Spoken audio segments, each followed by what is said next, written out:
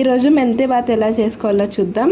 ముందుగా 2 glasses rice add చేసుకోండి. నీళ్ళు వేసి సోక్ చేసుకోండి.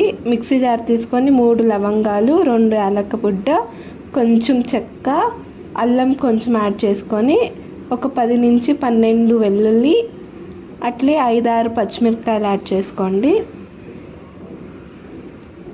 అట్లే కొంచెం కొబ్బరి కట్ చేసుకున్నది, అట్లే కొత్తిమీర, పుదీనా చాప్ చేసుకొని మిక్సీ పెట్టండి. ఇప్పుడు 5 టమాటోస్ తీసుకొని కట్ చేసుకొని అది కూడా మిక్సీ జార్లోకి వేసి గ్రైండ్ చేయండి. అట్లే 2 ఆనియన్స్ కట్ చేసి పెట్టుకోండి.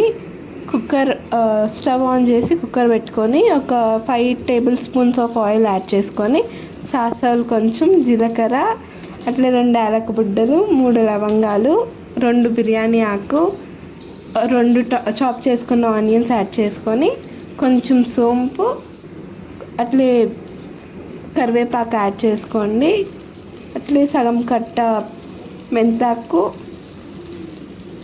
అట్లే పుదీనా కట్ చేసుకొని యాడ్ చేసుకోండి.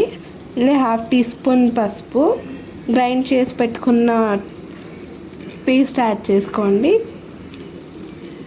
కొంచెం సాల్ట్ యాడ్ చేసుకొని బాగా ఫ్రై చేసుకోండి. అట్లా గ్రైండ్ చేసి పెట్టుకున్న టమాటో పేస్ట్ యాడ్ చేసుకొని వాటర్ యాడ్ చేసుకోండి. 2 గ్లాసెస్ ఆఫ్ రైస్కి 4 గ్లాసెస్ ఆఫ్ వాటర్ యాడ్ చేసుకోవాలా. ఇప్పుడు 2 గ్లాసెస్ ఆఫ్ రైస్ యాడ్ చేసుకుంటాం. రైస్ యాడ్ చేసుకొని కుక్కర్ మూత క్లోజ్ చేద్దాం. ఇప్పుడు 2 విజిల్స్ వచ్చాయి. ఇప్పుడు ఓపెన్ చేసి చూద్దాం.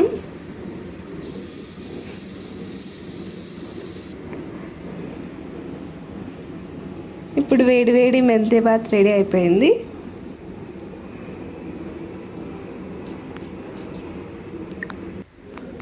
ఈరోజు మెంతి బాత్ ఎలా చేసుకోవాలో చూద్దాం.